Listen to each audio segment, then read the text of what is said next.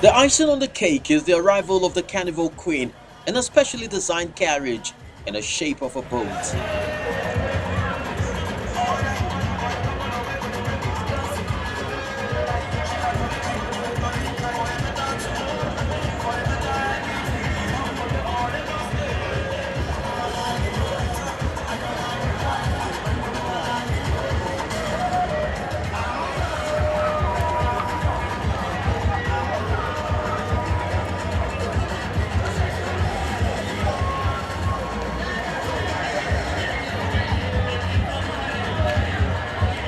And as the boat sails off, the carnival comes to a close. Now everyone looks forward to the next edition.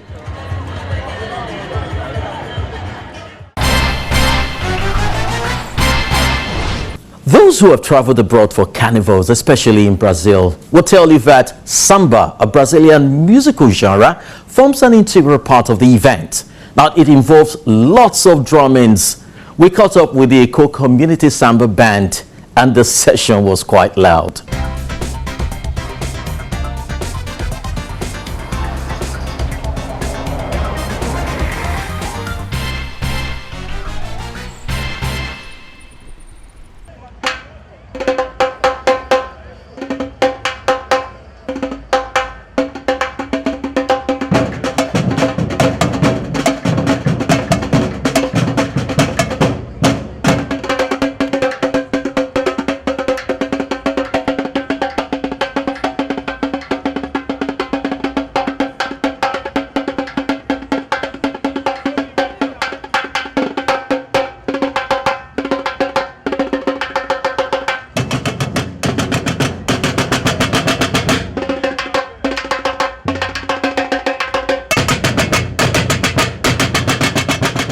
Eco Samba is a samba school as they refer to it in Brazil.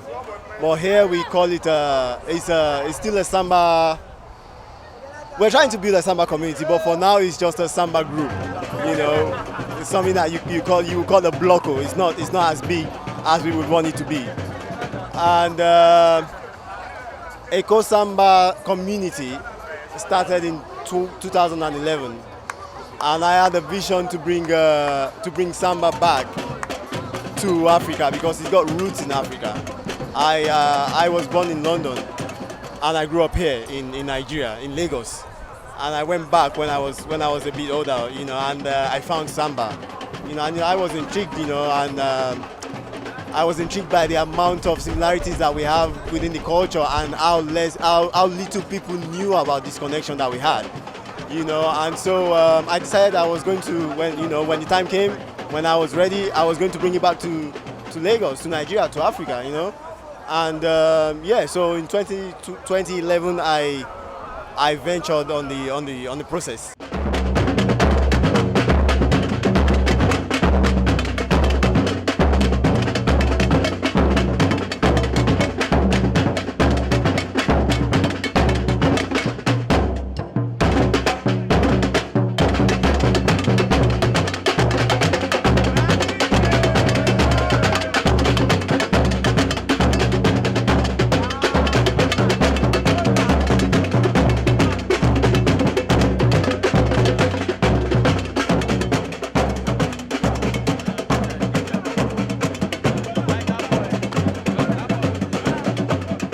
Darren is a friend from the UK, from London.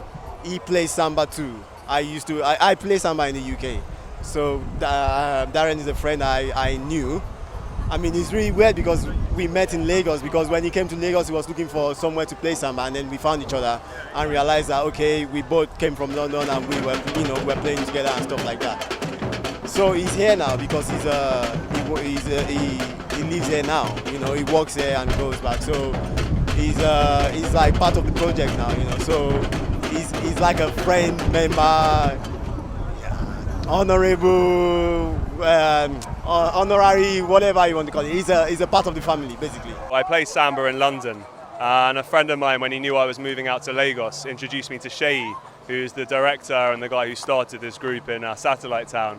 So when I came out to Lagos, I went to visit him, played along with the boys one day, And then I just got more and more involved and became more part of the group and sort of helped with some stuff to arrange some gigs, and I play with them occasionally, and then to arrange for them to come to Calabar Carnival and today here at Lagos Carnival.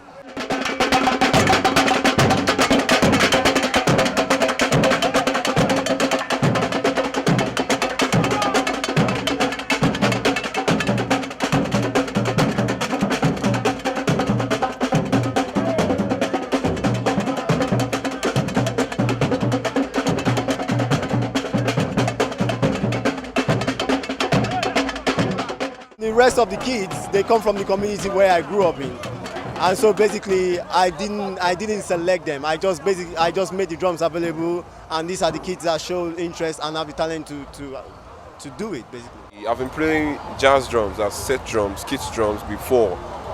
So I later discovered Iko Samba community, and then I joined in, and I felt like it's where I have to be. So I never looked back. I don't really tell my friends what I do. It's just like I just like to spring a surprise. So I just storm the street playing my drums, and like I don't care, I just enjoy what I'm doing. So maybe I could convince them with my attitude, like come and join in, it's good.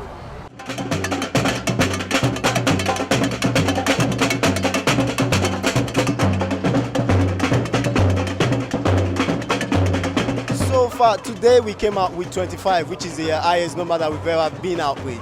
But when we think about the amount of kids that have passed through this project in the 4 years that we've been running, it's been up to about at least 60 to 80 kids.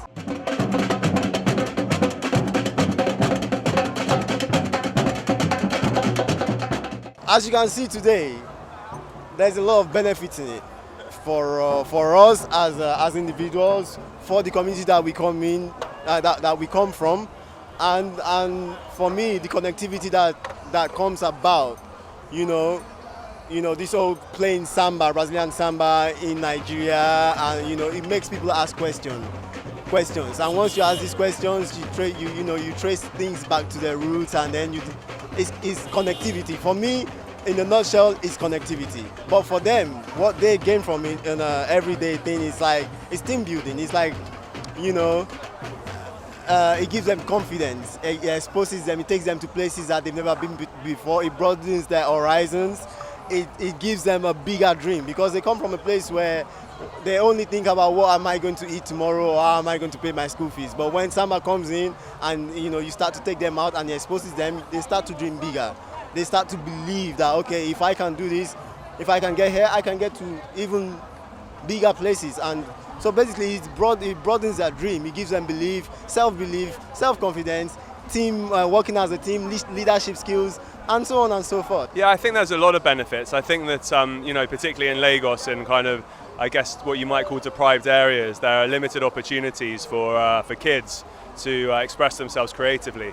And I think that when you look at Nigeria in general, there's so much creative juices flowing. And it needs channels for them to be captured and for people to have confidence that if they want to, they can make something of themselves in that way. So I think that Echo Samba community is a very positive thing in that respect. It gives the kids some structure, it teaches them core life lessons, discipline and so on, and also they get to meet people and do something that's really quite different in Lagos that not a lot of people are doing, which is kind of cool as well.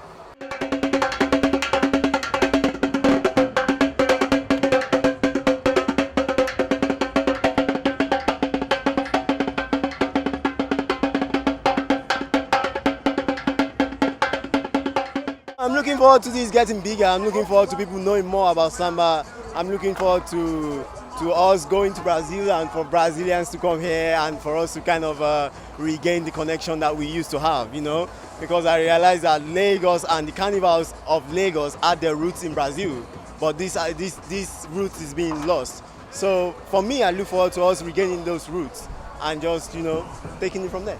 There's a few things. I think there's like the music side and there's the social aspect as well. The music side, I think, expect to see us playing out a lot more, playing more of a role at these big events like Lagos Carnival and playing at events on the island and wherever. You never know, maybe even at the Shrine one day, maybe we hope to be there.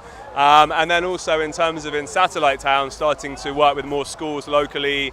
We just started introducing dancing as well, so there are girls who are learning how to dance, kind of Afro-Brazilian rhythms, and really for the whole thing to just grow bigger and for people to know Echo Samba Community, to know its name, to know its brand, and to know what it stands for.